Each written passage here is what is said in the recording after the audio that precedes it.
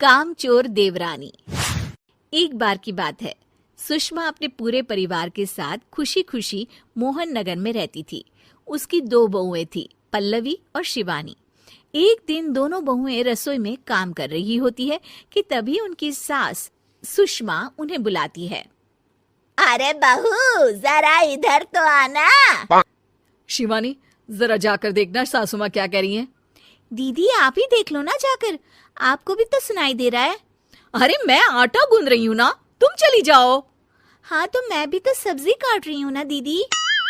अरे बहू जल्दी आओ। ओह, ये तो जाएगी नहीं, मैं ही जाकर देखती हूँ कि क्या करना है। पल्लवी सुषमा के कमरे में जाती है। जी मम्मी जी, क्या हुआ?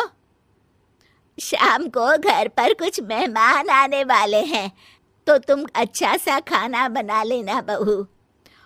ठीक है मम्मी जी, आप बता दीजिए क्या क्या बनाना है और कितने लोग आ रहे हैं। सुनील की मौसी जी और उनका पूरा परिवार आ रहा है। कुल मिलाकर 3 लोग और हमें मिलाकर हुए 9 लोग। तो अभी से ही तैयारी करना शुरू कर दो। और हाँ, घर की सफाई भी कर देना, हाँ अच्छे से। जी मम्मी जी, सब काम हो जाएगा, आप चिंता मत कीजिए। पल्लवी शिवानी को घर में मेहमान आने वाले हैं इसके बारे में बताती है। क्या 9 लोगों का खाना बनाना होगा, घर की सफाई करनी है? बाप रे, सासू माँ ने तो हमें घर की नौकरानी ही समझ कर रखा है। ऐसा नहीं बोलते शिवानी, हम इस घर की बहू हैं और घर के काम करना हमारा फर्ज है। दीदी तो है ही सासू माँ की चमची, जब देखो सासू माँ सासू माँ। मैं तो इतना सारा काम नहीं करने वाली। शिवानी कपड़े लेकर गमला साफ कर रही होती है और चक्कर आने का नाटक करने लगती है। मेरा सर चकरा रहा है। तभी वहां पल्लवी और सासू माँ जाते हैं। अरे बहू, क्या हो गया तुम्हें? मम्मी जी, बहुत तेज सर में दर्द हो रहा है। तुम एक काम करो शिवानी, आराम कर लो।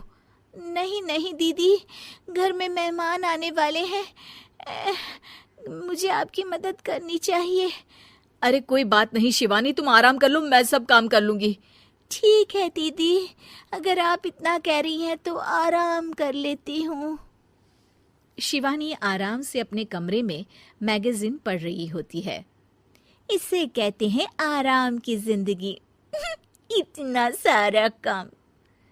चलो, सारा काम खत्म हो गया, शिवानी को देख आती हूँ।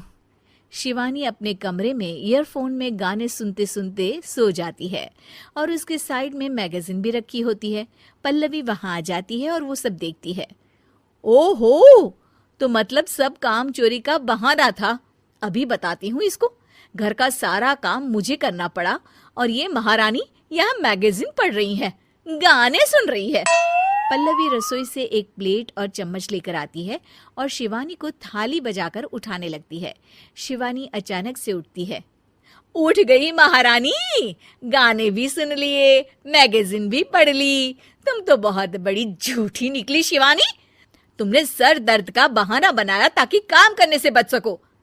हाँ बनाया बहाना, तो क्या करती, इतने सारे काम करती। मुझे कोई शौक नहीं है चापलूसी का। क्या चापलूसी? तुम्हें लगता है कि मैं सारे काम चापलूसी के लिए कर रही हूँ? नहीं तो क्या। तभी वहां सासू माँ आ जाती हैं। अरे बहू, वो लोग बस आने ही वाले हैं, तुम तैयारियां कर लो। जी सासू माँ, तुझे तो मैं बाद में देखती हूँ। सब खाना खाने बैठते हैं और खाना शुरू करते हैं। तभी सुनील की मौसी बोलती है। वाह भाई वाह, खाना तो बहुत ही अच्छा बना है सुषमा जी, एक एक चीज में क्या स्वाद है। ये सुनकर शिवानी मुंह बना लेती है। उसे अपनी जेठानी की इतनी तारीफ रास नहीं आती। आपकी बहुएं तो बहुत ही अच्छा खाना बनाती हैं। हाँ बनाती तो दोनों ही अच्छा है, पर आज ना ये सारा खाना बड़ी बहू ने बनाया है। छोटी बहू की तबीयत ठीक नहीं थी, सो इसलिए। मानना पड़ेगा सुषमा जी, आपकी बड़ी बहू तो बहुत ही गुणवान है। पल्लवी की तारीफ सुनकर शिवानी को जलन होती है।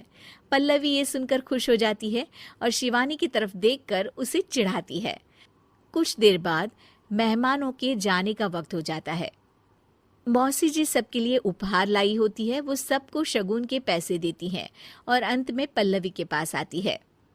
तुम्हारे लिए शगुन का लिफाफा तो है ही, पर बहू तुम्हें एक और उपहार भी मिलेगा इतना अच्छा खाना बनाने के लिए।